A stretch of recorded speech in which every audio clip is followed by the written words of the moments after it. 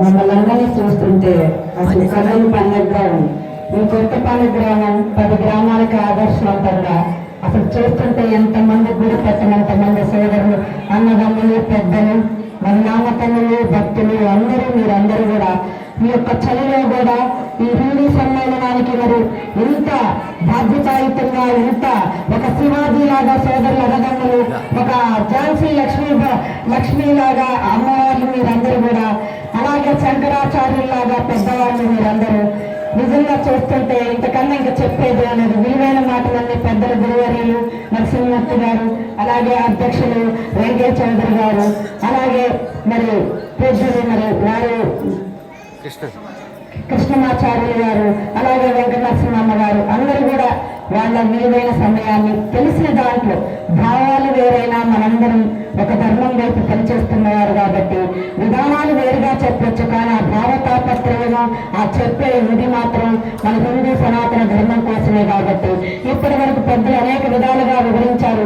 మీకు కూడా ఈ గ్రామంలో తెలియదేం కాదు.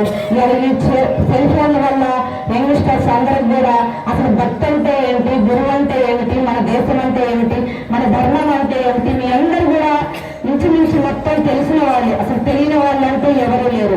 కానీ ఈ మహోన్నతమైన 100 సంవత్సరాలు హిందూ సమ్మేళన కార్యక్రమాలు మీరందరూ వచ్చి మీ గ్రామానికి పేరు తెచ్చుకున్నారమ్మా. వాళ్ళు ఏర్పాటు చేయటం గ్రామస్తులు, పెద్దలు, యంగ్స్టర్స్ అందరూ కూడా సహకరించి ఇంత మహోన్నతంగా, ఇంత దివ్యంగా, ఇంత పుణ్యప్రదంగా ఈ యొక్క ధనుర్మాస కార్యక్రమంలో ఆ యొక్క గోవిందుడి ఆశీస్సులు, మహాదేవుడి ఆశీస్సులు నిజంగా మీ గ్రామంపై, ఇక్కడ పాల్గొన్న ప్రతి వారిపై, మైక్ ద్వారా విన్న వారిపై, అందరిపై ఖచ్చితంగా ఉంటుంది.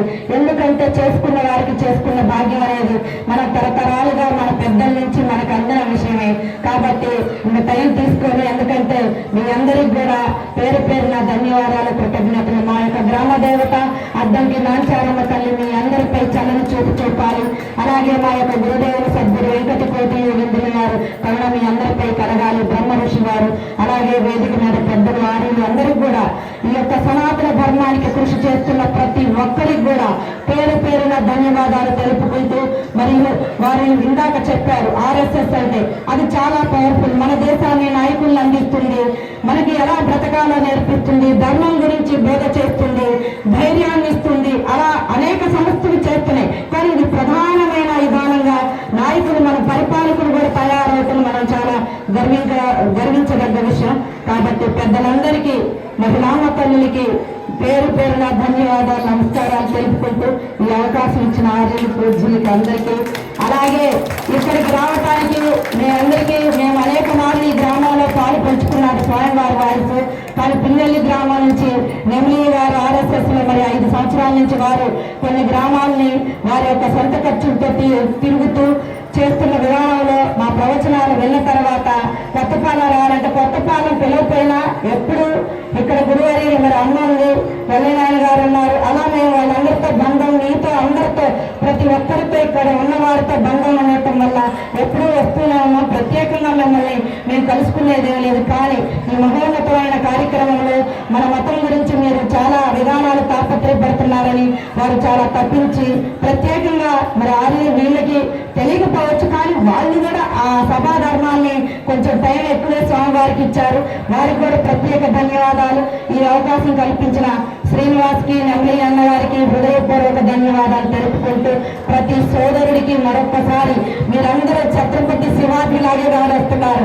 ఆ ధైర్యం, ఆ కండలు, ఆ విశ్వాసం మన మతానికి మీరందరూ కూడా అందరూ ఝాన్సీ లక్ష్మీబాయి నా కలకల్లాడితే అసలు ఎంత బాగుందో.